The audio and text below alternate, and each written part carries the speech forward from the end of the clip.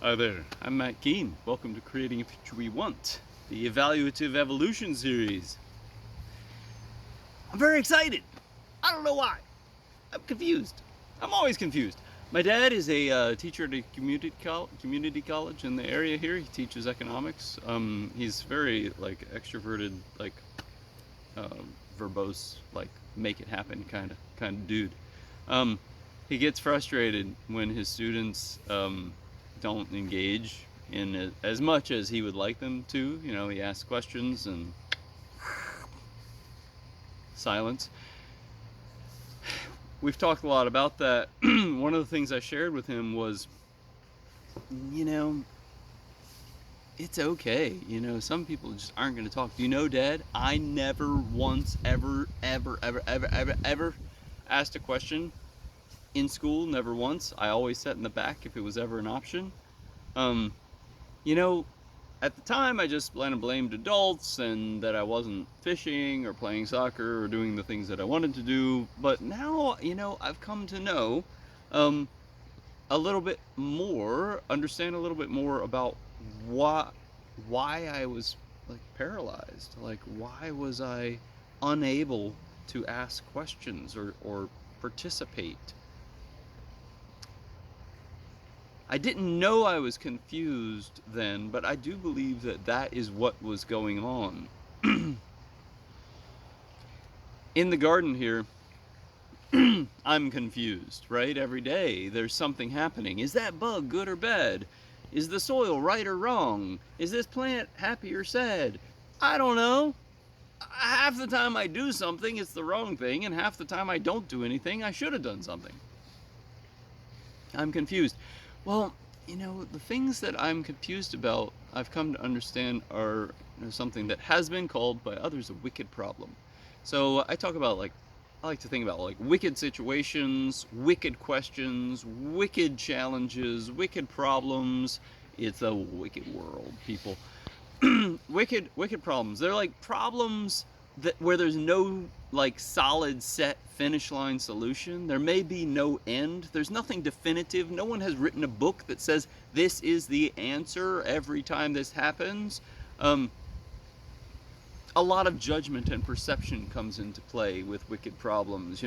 If you have 100 people there, you're going to have 100 different perspectives on the situation. You ask a wicked question of people, you're going to get 100 different answers with those 100 different people. Like, what's it mean to be a good parent? 100 different answers, right? Some may be similar, some may be quite divergent. Every wicked situation, wicked question in different contexts is unique. It's its own question. It's often true that when you ask a question of a wicked situation, you get more questions.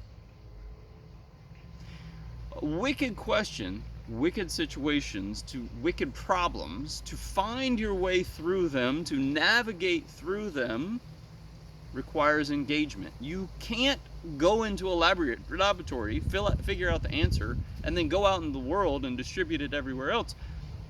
You have to engage with the situation. I have to engage with the garden, try different things, and see what happens. Some option is, that's a loud car, some options are to do soil testing and stuff. That's what good gardeners do. So, engagement, wicked problems. So, as I've gotten older, I've started getting better at asking wicked questions in more formal, disciplined, systematic ways. It's still, what is home? Whether you're talking about your body, or earth, or the structure in which you live, there are many, an infinitude of ways to think about what is home. I started asking that question in a more formal, disciplined way through a sculpture called Bound Home. What is a river? I partnered with a good friend of mine, Christina Weisner, in a contemporary sculpture, 300 miles long, let's say that, see what happens, to ask this question, what is a river? And we asked hundreds of people this question over the course of a year or two. What is a garden? The question that I'm asking every day in different ways, in different contexts, with different people. I love wicked questions.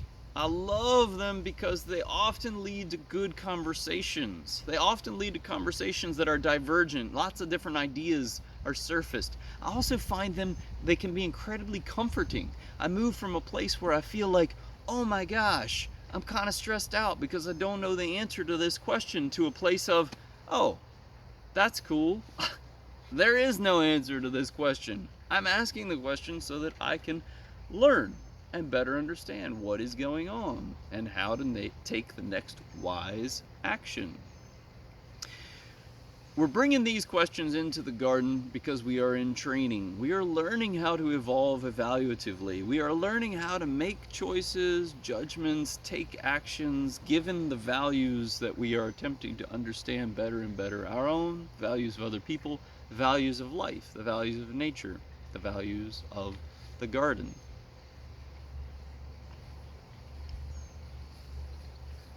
We're going to start, my daughter's sneaking up on me here.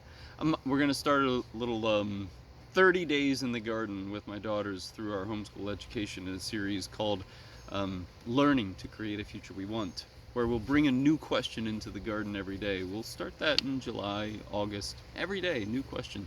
Should be a lot of fun, lots of wickedness. Fun wickedness. I'm Matt Keene. Thanks for visiting Creating a Future We Want.